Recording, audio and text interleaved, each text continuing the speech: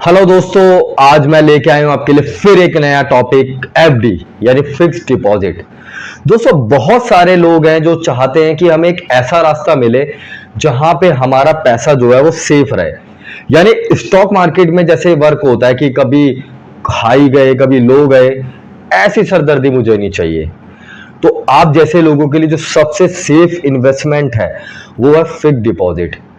FD में आप क्या कर सकते हैं कि आपको एक फिक्स टाइम के लिए आपका एक फिक्स अमाउंट होता है और आपको फिक्स रेट ऑफ इंटरेस्ट मिलता है। यानी आप 5 लाख रुपए 5 साल के लिए 6 से 7% इंटरेस्ट पे लगाते हो, तो जब आपके वो 5 साल जो टाइम पीरियड है वो पूरा हो जाएगा, तो उसके बाद जितना भी आपको अमाउंट मिलना है वो पूरा का पूरा मिल जाता है। इसमें स्टॉक मार्केट की तरह किसी भी तरीके से कोई उतार चढ़ाव नहीं होता है। तो आप इजीली एफडी में पैसे को लगा सकते हो जहां से आपको फिक्स रेट ऑफ इंटरेस्ट पे आपको अच्छा खासा अमाउंट मिल जाता है। अब एफडी भी जो होती है वो कई अलग अलग तरीके की होती है। जैसे एक रेगुलर एफडी होती है जो नॉर्मल होती है, एक आपकी सीनियर सिटीजन एफडी होती है जिसमें 0.5% एक्स्ट्रा रेट ऑफ इंटरेस्ट मिलता है जिनकी एज 60 साल से ऊपर है। एक आपकी जॉइंट एफडी होती है, अगर हस्बैंड वाइफ दोनों चाहते हैं तो दोनों एक साथ एफडी कर सकते हैं, बट दोनों के डॉक्यूमेंट्स मतलब दोनों के साइन चाहिए होंगे एक साथ। एक माइनर एफडी होती है दोस्तों, जिसमें अगर आप चाहते हैं आपका कोई बच्चा है और एक एज के बाद आपको अच्छा खासा अमाउंट चाहिए कि जब वो 18 साल का हो जाएगा तो हमें किसी कॉलेज में उसका एडमिशन कराना है और हमें इतने पैसे की रिक्वायरमेंट रहेगी, तो आप अपने बच्चे के नाम पे भी एक एफडी कर सकते हैं जिसमें गार्जियन जो होते हैं वो उसके पेरेंट्स ही रहते हैं। तो ऐसे अलग अलग तरह की एफडी होती है। तो एफडी एक बहुत सेफ इन्वेस्टमेंट है, आप एफडी के साथ इजीली जा सकते हैं। वही दोस्तों, एफडी का जो ड्यूरेशन होता है वो 6 महीने से लेके 10 साल तक होता है और जो रेट ऑफ इंटरेस्ट होता है तो वो एवरेज 5% से लेके 7% के बीच तक आपको मिल जाता है।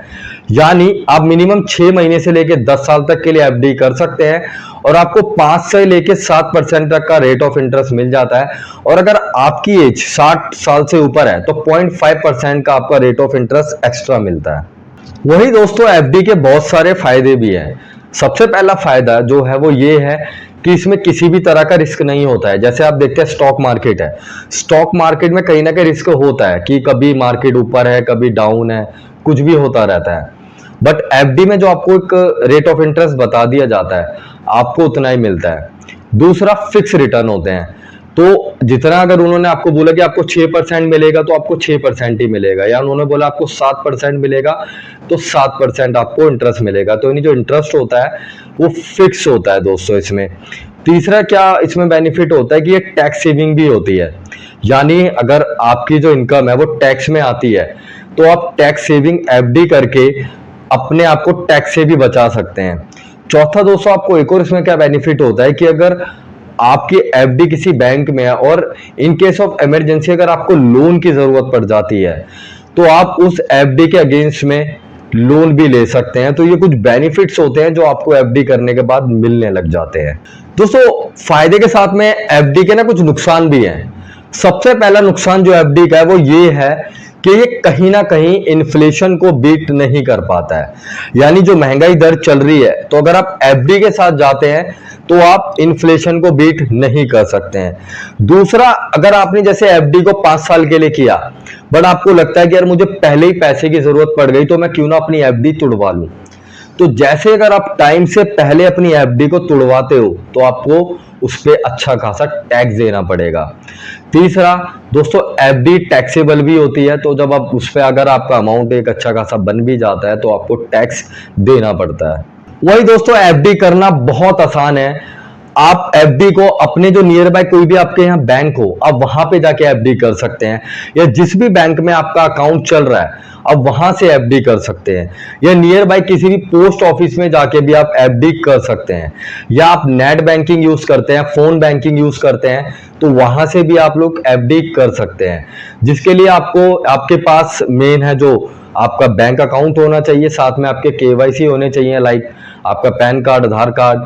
तो इस तरीके से आप एफडी कर सकते हैं।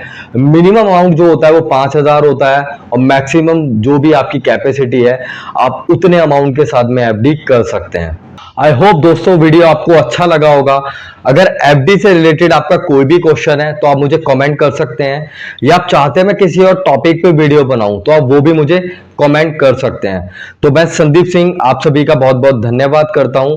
तो मेरे साथ जुड़े रहिए और हम लोग ऐसे ही नए नए टॉपिक्स पे बात करते रहेंगे। तो दोस्तों इसी के साथ जय हिंद, जय भारत।